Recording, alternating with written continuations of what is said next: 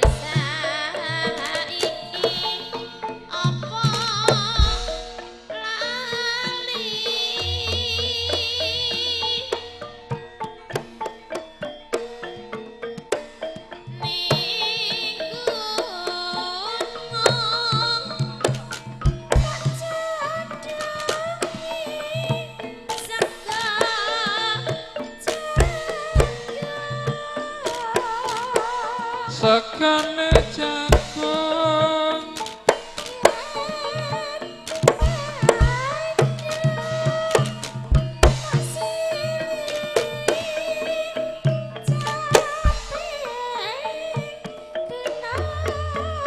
caping gunung kudung payung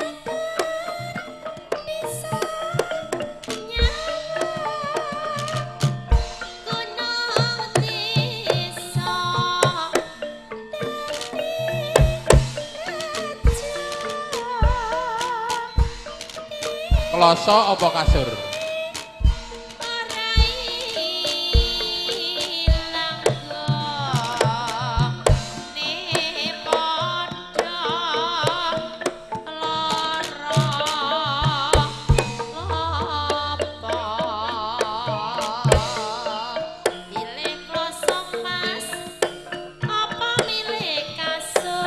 Pilih kasur mbokne.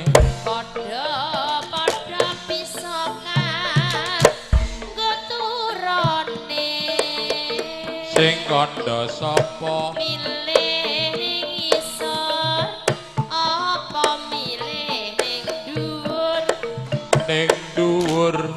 Gendah matur tanteni wangsulane. Aku manut kepiye penake? Jan yo penak tenan bapake. Ngisor dhuwur rasane padha wae Kaya alon-alon aja dibanterke penake aja kesusu pati parno njaluk sing suwe ya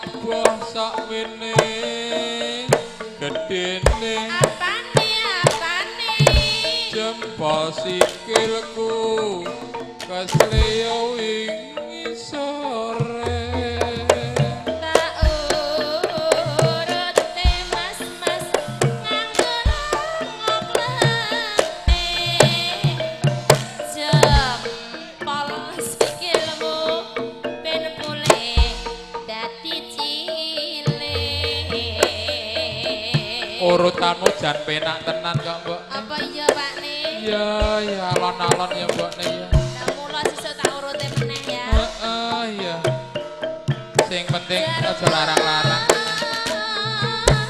Nindra Rama Kalau jangan Joko Plarat terakhir Joko Plarat terakhir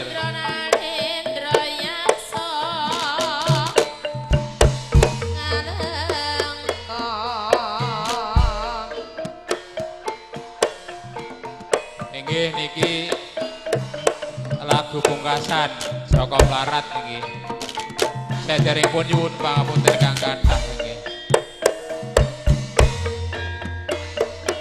wiwit biyen mula aku ra wis kandha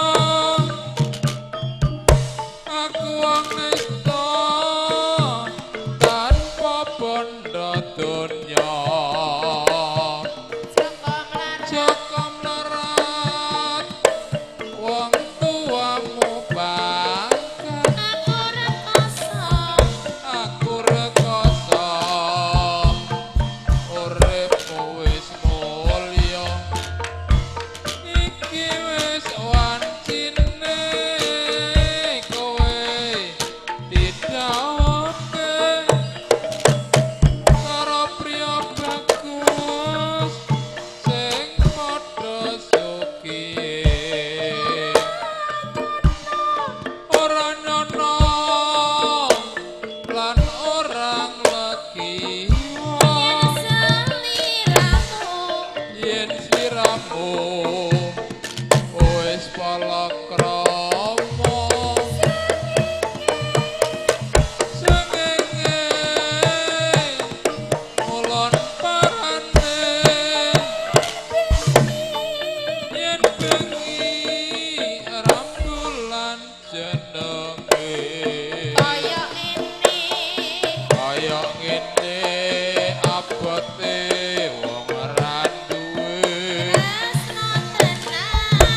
tresno tenan kok anggap sepele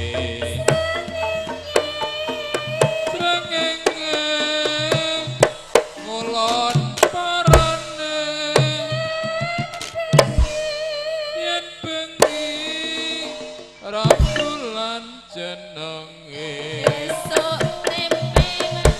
esuk tempe sorene dadi tele tresnamu abang-abang lambe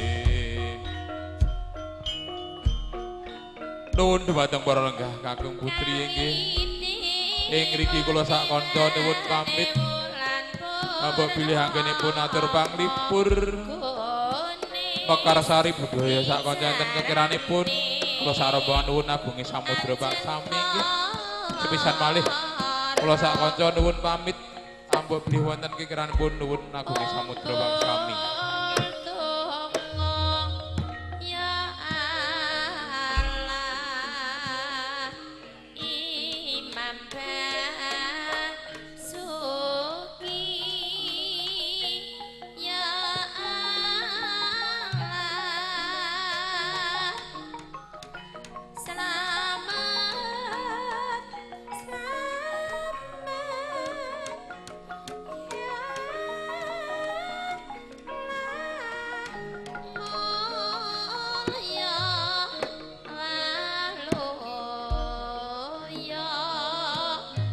Dhumateng para lenggah kagem putri inggih.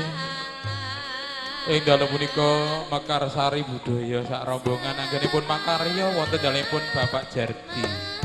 sekalian tansah lulus raharja kalis ing sambikala boten wonten pribida punapa amin amin amin ya rabbal alamin. Sepisan malih kula sak kanca ambek bilihaken nuwun makarya wonten kekiranipun nuwun agungi samudra bangsami. Akhiripun wabillahi taufiq wal hidayah. Wassalamualaikum warahmatullahi wabarakatuh. Matur suwun.